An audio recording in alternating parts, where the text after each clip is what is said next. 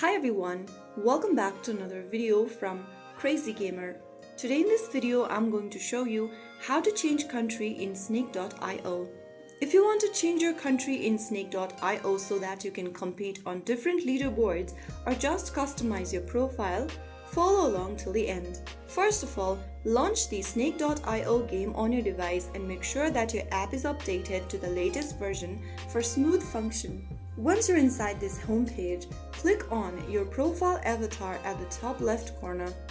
Now, you will see your country flag displayed at the top. Tap on the pencil button right above it.